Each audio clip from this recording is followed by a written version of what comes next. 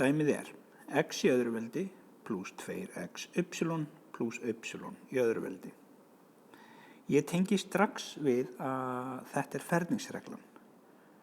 Það pluss hérna, þannig að ég tengi þetta við regluna það sem pluss. Það sem ég að fara að gera, ég að fara að þátta þetta dæmi. Ég að fara að breyta því í svona sviga. Og það sem ég horfi á samkvæmt ferningsreglunni ég horfi á endana hérna, þennan A enda hér og þennan B enda. Og ég sé þeir eru báðir í öðru veldi, A í öðru veldi og B í öðru veldi. Ég horfi líka á formerki hérna, því ef það pluss, þá veit ég að ég fæ pluss í svigan hér. En ef það væri mínus hérna, þá fengi ég mínus í þennan sviga hér. Og trikkið við að þátta þetta, og ég að sýna þessar reglur eins og þetta séu töfrabrögð. Ég ekki að sýna útreikninga eða neitt, þetta bara hrein og klár töfrabrögð í raun og veru, að ég horfa á A-ið hérna, bara A-ið, og ég læt annað veldi hverfa. Þá stendur eftir þetta A hér, og það nákvæmlega það sem kemur hér.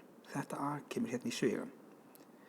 Hitt verður B-ið hérna, því sjáðu þegar ég horfa á B-ið hérna og læt annað veldi hverfa, þá stendur bara eftir þetta B hér og það akkurat það sem kemur hérna í svigan hér.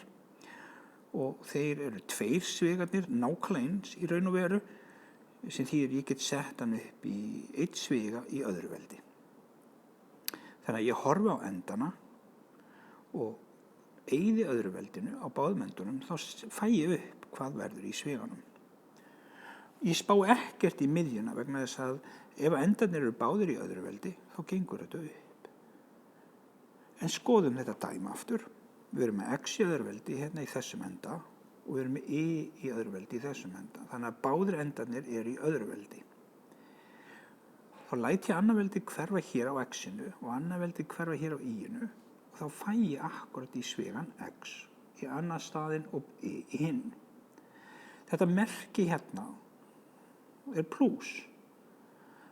Þá kemur pluss í þennan sviga hér. Ef það væri mínus hérna, þá kemur mínus í þennan sviga hér. Og svíin í öðru veldi, vegna þess að þetta í raun og veru tveir eins svigar sem ég að fá út úr þessari ferningsreglu. Og það eðlilegra að skila svarinu sem einn sviga í öðru veldi heldur en tveir svigar hlið við hlið.